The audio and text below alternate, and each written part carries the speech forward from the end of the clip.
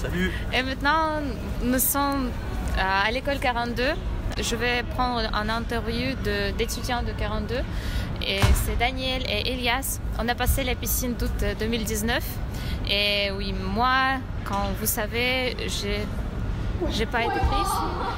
Et oui, les gars, vous êtes... On a été pris. Oui, désolée pour mon français, mais oui, Daniel et Elias ils parlent très bien français parce qu'ils sont français. Et on commence, présentez-vous s'il vous plaît. Salut, moi c'est Daniel, j'ai 18 ans et je suis rentré à 42 cette année, en novembre 2019. Et voilà. Moi du coup c'est Elias, j'ai 19 ans. Et donc je suis rentré en même temps que Daniel en novembre aussi. Et on a fait la piscine en août 2019. Et la piscine, comment ça s'est passé la piscine? Alors la piscine, moi c'était la deuxième piscine que je faisais, parce que j'en ai aussi fait une en août 2018 et j'ai pas été pris. Donc j'ai recommencé en août 2019. Donc moi je connaissais un petit peu, donc c'est peut-être mieux que ce soit qu'on parle. Moi j'ai eu la chance d'avoir une amie qui te connaissait et du coup qui m'a donné ton contact. Et du coup quand je suis rentré dans cette piscine, j'étais directement dans son groupe et ça m'a pas mal aidé pour mieux le lancer dans la piscine. Et sinon elle a fait pas mal de vidéos sur la piscine, donc je vous conseille. T'en as pas fait en français?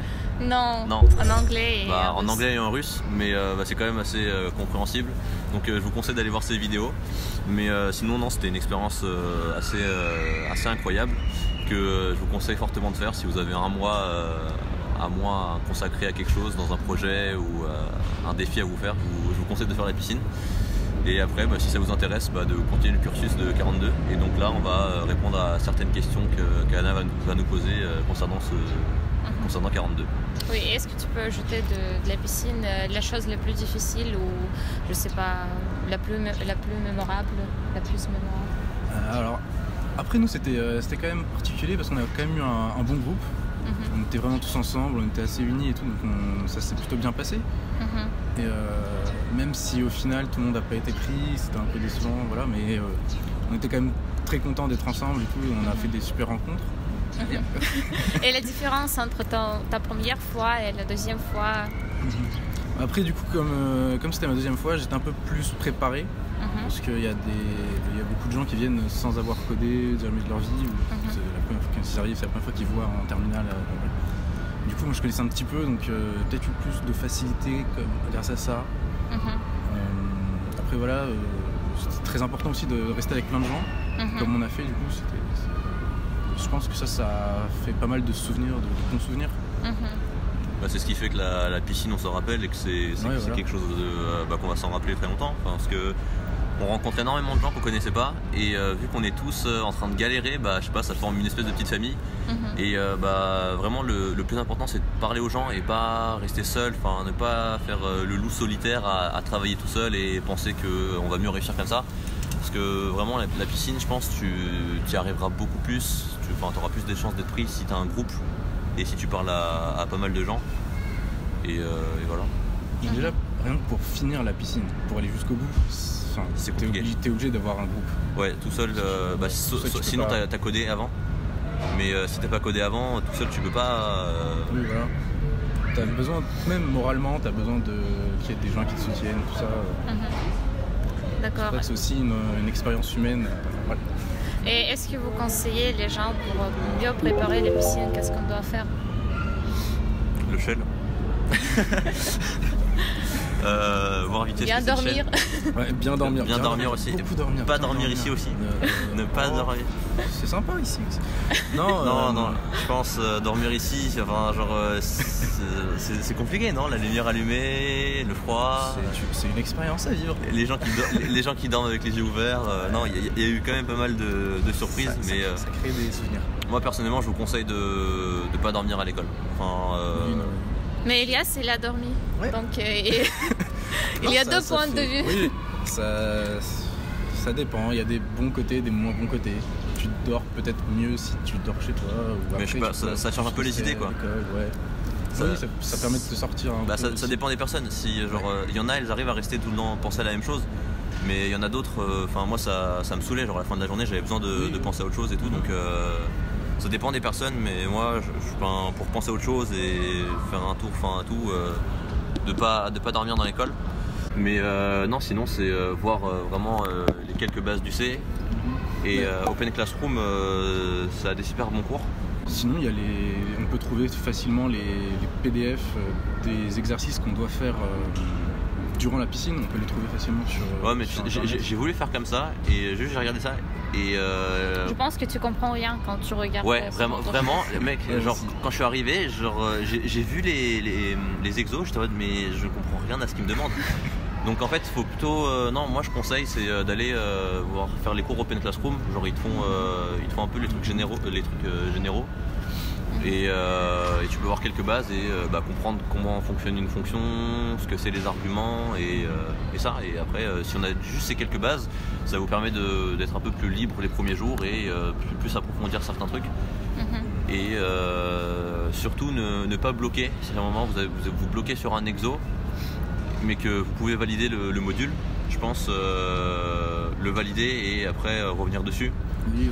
Parce que pour les examens par exemple, je crois que c'était le deuxième, quand il y avait il y avait un truc en fait, c'était il y avait un truc dans l'examen qu'on m'avait dit qu'il allait y avoir et j'étais pas encore à ce module là et du coup j'ai sauté le module, j'ai sauté carrément un module et je suis allé faire le suivant pour avoir les trucs de l'examen et du coup ça m'a permis d'avoir un examen en plus pour l'examen. Donc je pense vaut mieux ne pas bloquer sur un truc et avancer et après tu reviens dessus si tu as du temps. Mais après sur les parties plus techniques, je suis pas sûr qu'on puisse aider énormément parce que les piscines vont changer. Donc à partir de l'année prochaine, enfin de cette année du coup, on n'aura plus exactement la même piscine. Il y a des trucs qui vont changer un peu, notamment au niveau des examens. Donc pas trop aider en détail. Mais ouais, essayer de faire un petit peu de C, un petit peu de shell. Ça sert à rien je pense de se préparer à fond parce que après tu auras des mécanismes qui vont rentrer qui ne seront pas forcément ceux qu'on te demande. Ouais. Donc ça peut être pas forcément être bénéfique. Donc pour toutes les personnes qui se mettent pas mal de pression sur comment faire pour être pris, qu'est-ce qu'il faut faire, juste voyez les bases et après allez-y quoi. Si vous voulez un conseil sur les bases, les pointeurs. Genre si vous comprenez, si vous arrivez à la piscine et vous savez ce que c'est les pointeurs, c'est bon, genre là déjà. Hein? T'apprends plus rien, mais vraiment les pointeurs, vous verrez, c'est quelque chose qui est assez compliqué à comprendre.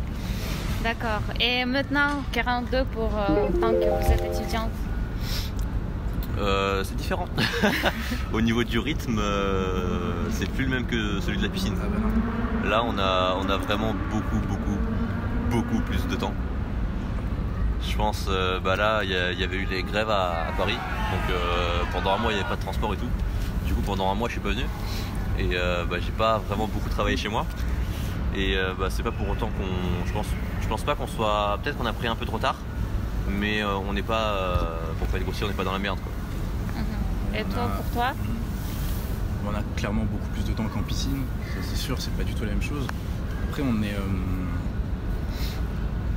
a toutes 42 qui s'ouvrent à nous un peu, donc on a toutes les associations, toutes les conférences, parce qu'il y a aussi beaucoup de conférences qui sont toutes gratuites, sur diverses choses, sur l'intelligence artificielle. Il y a beaucoup de choses en ce moment sur l'intelligence artificielle.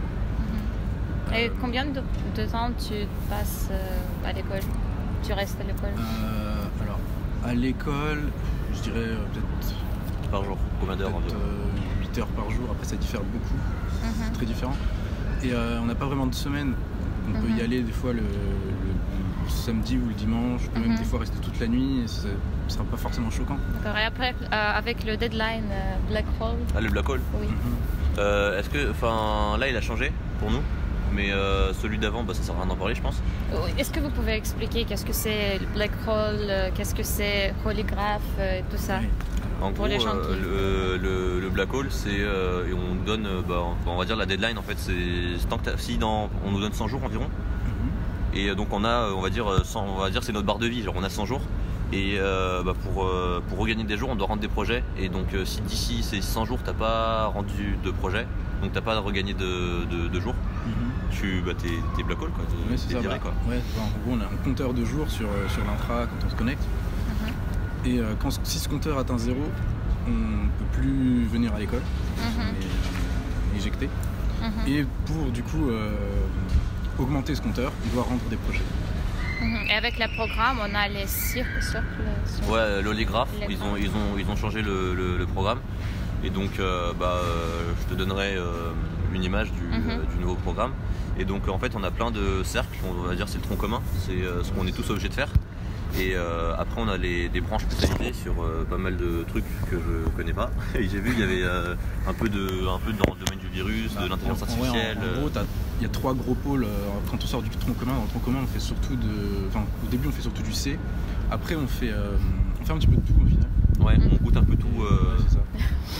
Et donc ça va durer entre 6 mois si on est vraiment en speed et 1 an à peu près. Mais je crois là il y en a. Pour finir tous ou pour choisir pour finir le tronc commun. Tout le tronc commun. Mais là je crois qu'il y en a, ils ont rush, ils sont déjà à la fin du. Mais bon, ils viennent tous les jours depuis le début et environ 11 heures.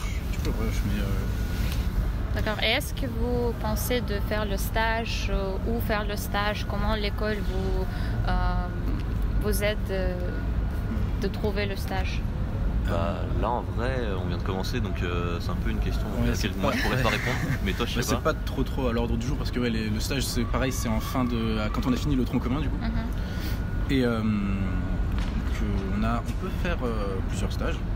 C'est pas obligatoire, avant c'était obligatoire, maintenant c'était plus. Et il y a plusieurs infrastructures dans 42 pour nous aider à trouver un stage si on a besoin. De toute façon ça. Des expériences que je connais d'autres étudiants qui sont venus, qui sont arrivés avant nous et qui sont déjà en stage ou qui vont être en stage. On arrive à trouver assez facilement normalement, notamment dans le web, parce que beaucoup de demandes dans le web. Donc après, sinon on est pas mal accompagnés dans l'école. Est-ce que vous essayez d'apprendre quelque chose hors l'école de la programmation? Par exemple, apprendre vous-même Swift quand vous ne pouvez pas le faire maintenant à l'école. Par exemple, parce que c'est pas dans le niveau commun.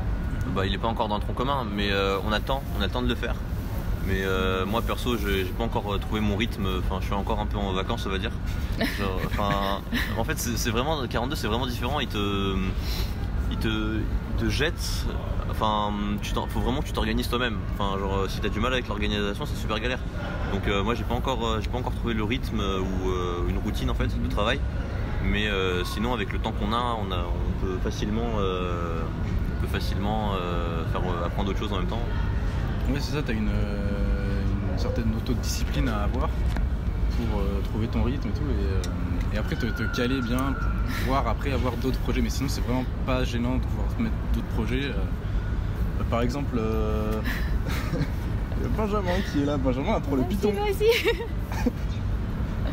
On a la troisième personne à venir. Bonjour. Je prends l'interview. Il y a un troisième blondinet qui est avec nous.